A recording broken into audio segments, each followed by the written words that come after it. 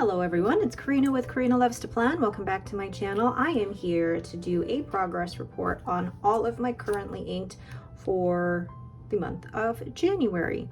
So let's get started. The first pen in my January currently inked is this Pelican M800 in the brown black, and it is inked with Sailor Ear Meko Kitsune Biore, and this has a fine cursive smooth italic nib. Now I wish I could see how much ink was in here, but I will do my best. But I have been using this every day in my A6 5-year journal and I love it. So I gave the ink a 9, the flow a 9, and then the comfort level a 10. So this ink is beautiful. I love how it shades, and the line variation from that cursive smooth italic nib just brings out the gorgeous tones. This is a really wet writer, which Pelicans normally are, but it is also a very comfortable model in my hand. I loved writing with this combination every day, but I found that even in my A6 it was just a little bit too broad and too wet, so I may try a drier ink in the future. So that is my Pelican M800 in the brown black. The next pen is my Just Turnings Pastel Primary Manipulation, and this has an extra fine architect nib, which I love.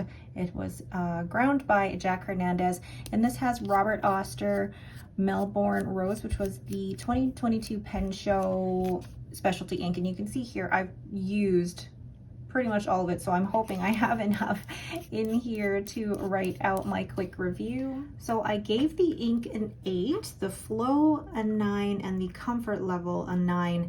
This ink is a very pretty pink, but I wouldn't necessarily call it super original or outstanding or different.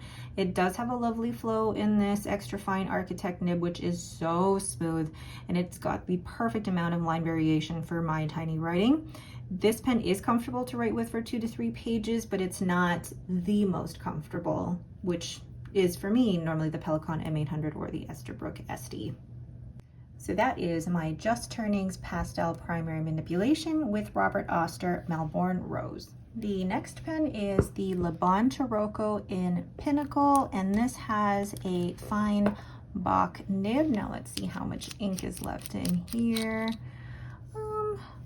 I think I filled this actually all the way to the top, and I've got maybe about a third left in here. And this has the Birmingham Penco custom mix, which was toasty firewood. This was made for me by Katie, so thank you very, very much. And let's see what I thought of that. So I gave the ink an 8, the flow a 9, and the comfort level a 9. I love having a custom ink from Katie. I only gave it an 8 though because the shimmer didn't really come through, but there is really, really good green sheen in this actually. Very good flow in the fine nib. I do like the size of the Lebon Tooco, but the threads on the grip can be a little bit uncomfortable after a while, which is actually why I'm changing the comfort level to an 8. So that is the Lebon Tooco in Pinnacle with Katie's custom toasty firewood ink. The next pen is my Esterbrook Esty in Rainforest, and this has a fine cursive smooth italic nib, and it has Diamine Cappadocia, which is a new ink for me, and you can't really see how much is left in here, but from what I'm seeing, there's about maybe that much left in this pen, and I love this ink. Really, really love this ink. Oh, there, so you can kind of see now that the ink has settled a bit. You can see how much has been used. So there's about that much left in there, and I will try and use up the rest of it as much as I can, but if not, I really don't mind letting a couple of drops of it go down the sink. I know a few people ask me, what do you do? Do you write it until it's dry? And to be honest, most of the time I don't. I'd rather, if it's not a combination that I really, really love, then I won't write it dry, and I don't mind expelling a few drops of ink into the sink. So I gave the ink a 10, the flow a 9, and the comfort level of the Esty a 10. This ink is gorgeous. I love the base green, the gold shimmer, and it is the perfect amount of red sheen for me.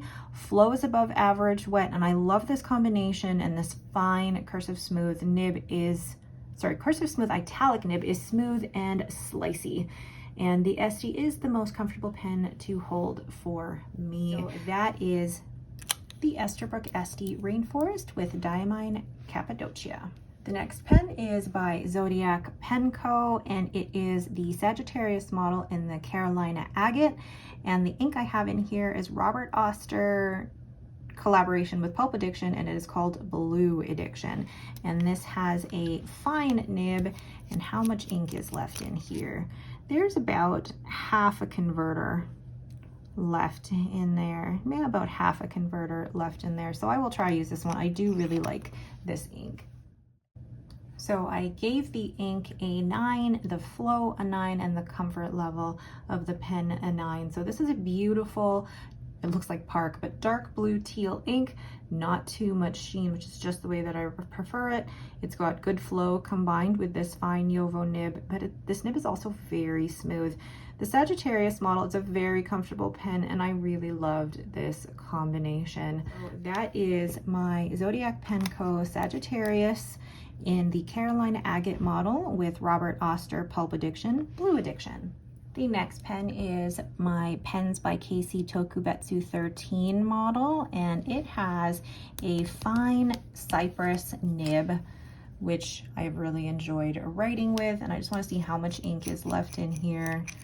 Like drops, barely any. So the ink in here is Birmingham Penco Molten Tin. So I gave the ink a 9, flow a 9, and the comfort level a 9. This ink is so unique. It goes down a blue but then dries to this gray purple, and I feel like depending on the paper it's going to look different.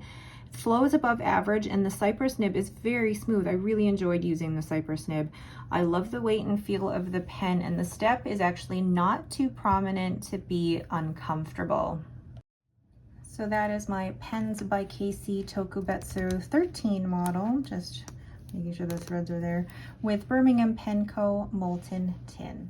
Next I have my Leonardo and Stilo a Stile Andromeda, and this is a beautiful pen, and it currently has Herbon Poussière de Lune. So I gave the ink a 9, the flow a 9, and the comfort level of this pen a 9. This is such a bold, beautiful purple. I said bold. For a Herbon ink, this actually has quite good flow out of an extra fine nib, which this nib is very smooth. I do enjoy this combination, but the step can interfere a little bit or be uncomfortable after long sessions. And let's just take a quick look here as to how much ink is left. And there is actually about half a converter left in here. Now I have a full bottle, I say full bottle, but maybe a little bit of this ink left. I'd be okay with, I say wasting, but throwing away a few, though, like a mil of this ink. And I feel bad for saying that, but I also don't want to keep writing with a pen if I want to move on from it. So that is my Leonardo and Stilo and Stile Andromeda with Herbon Poussière de Lune. The next pen is my Zodiac Pen Co in the Virgo model in Abalone, and can we just admire how beautiful this is? Like, wow.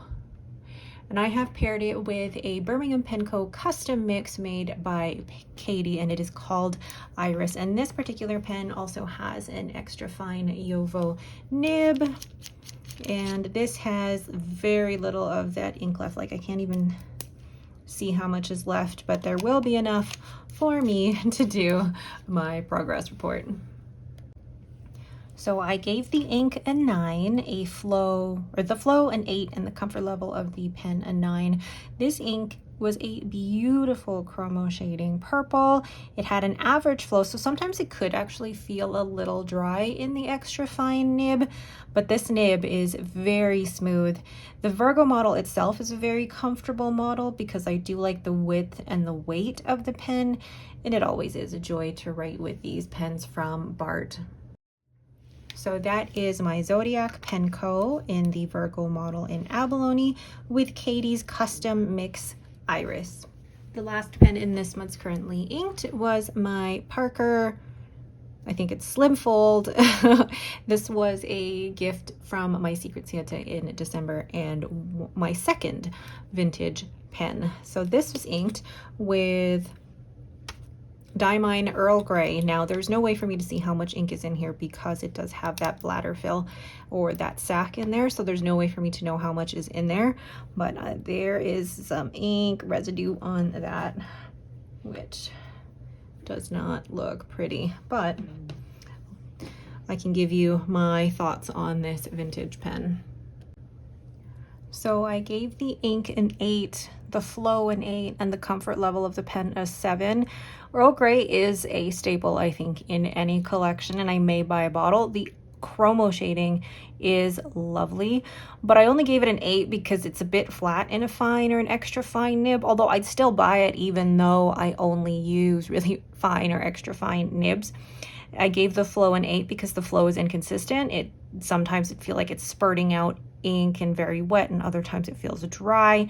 The pen itself is quite light and narrow, so not the most comfortable, but the nib, look at this line variation and the flex. It is so fun. So that is my Parker Slimfold with the 14 karat fine nib with Diamine Earl Grey. So along with all of my inks, I will be doing my pens and inks update, and this is where I basically update the pens that I've acquired or sold, inks that I've acquired or used up or given away or sold, and my totals for the month. So for my pens, I purchased 2 in January, no, 3, wait, 2, I don't know why I mixed that up. 2 pens purchased in January. I purchased the Waterman Karen from Atlas Stationers and I love it. And I also purchased a custom from Just Turnings in Australia. And then I had 2 pens gifted to me, the BYOP or Brighten Your Own pen from Just Turnings. I will be doing a review of that probably in March or April. And then I sold 0 pens this month. For inks, there were 0 bottles purchased. 1 bottle was gifted and I won a Ferris Wheel Press giveaway, and there were 0 bottles used, sold, or given away. In terms of ink samples, I did not purchase any samples. None were gifted this month because it's just so hard with how cold it is. And then 6 samples were used up. So for my totals, I currently have 42 pens, which is up 4 from December, 70 ink samples, which is down 6 from December, and 38 ink bottles, which is actually up 1 from December. So there is my update and progress report for the month of January. What were your thoughts on all of my pen and ink combinations? Let me know down in the comments below. Once again, thank you all so much for watching. If you have any questions, again, please let me know and I'd be happy to continue the discussion down in the comments. Thanks again for watching and have yourselves a great day.